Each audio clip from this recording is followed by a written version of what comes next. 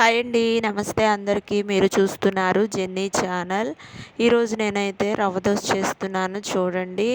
మనం ఎప్పుడు వేసుకునే దోశలా కాకుండా ఇన్స్టంట్ రవ్వ దోస అండి. పిండి రుబ్బే పని లేకుండా ఇలా అప్పుడప్పుడు ట్రై చేస్తే చాలా బాగుంటుంది. ఈ దోశకైతే నేను ఏమేమి కావాలనేది చూపిస్తున్నాను చూడండి. ముందుగా నేనైతే 1 కప్ అయితే మనకి ఉప్మా రవ్వ ఉంటుంది కదండి, అదే బొంబాయి రవ్వ అంటారు కదా, ఆ రవ్వ 1 కప్ తీసుకున్నాను.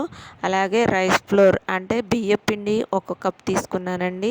అలాగే ఒక పావు వంత అయితే మైదా పిండి తీసుకున్నాను. అలాగే ఒక కప్పు లోపు అయితే పెరుగు తీసుకున్నానండి.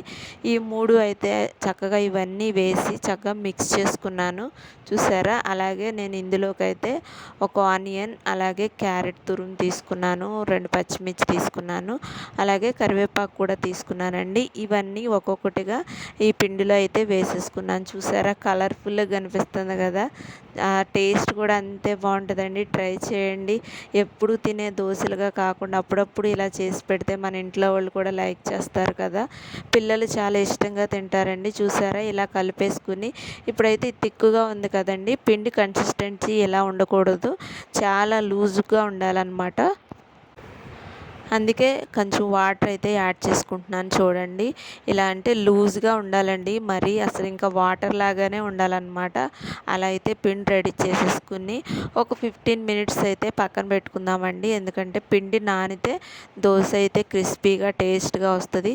చూసారా పిండి అయితే నానిపోయిందండి. ఇంకా నేను దోశకైతే రెడీ చేసేసుకుంటున్నాను. ముందుగా అయితే నేను స్టవ్ వెలిగించి ప్యాన్ పెట్టుకున్నానండి. ప్యాన్ అయితే హీట్ అయిపోయింది.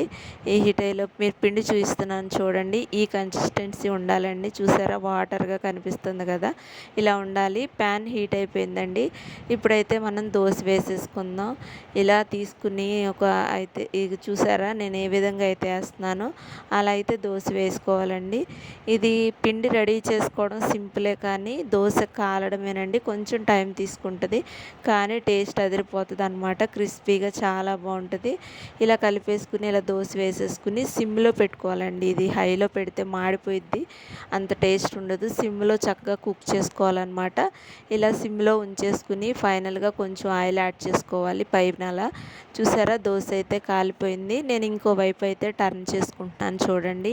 ఇలా చక్కగా అయితే టర్న్ చేసుకుని చూసారా కలర్గా ఎలా ఉందో, చాలా బాగుందండి. టేస్ట్ కూడా ఇంకా ఉదయాన్నే పిల్లలు స్కూల్కి వెళ్తారు కనుక వాళ్ళకి ఫాస్ట్గా అయితే వేసి ఇచ్చేసాను.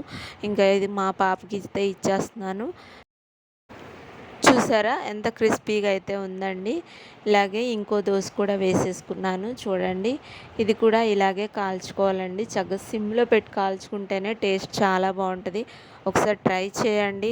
నా వీడియోస్ కనుక నచ్చితే ప్లీజ్ అండి లైక్ చేయండి, షేర్ చేయండి, సబ్స్క్రైబ్ చేయండి, కొంచెం కామెంట్ కూడా చేయండి. నేనైతే చేస్తున్నాను, మీరందరూ చాలామంది చూస్తున్నారు కానీ ఎవరు రెస్పాండ్ అవ్వట్లేదండి. ప్లీజ్ అండి నా వీడియోస్ కనుక నచ్చితే లైక్ చేయండి, సబ్స్క్రైబ్ చేయండి, ఎలా ఉన్నాయో కామెంట్ చేయండి.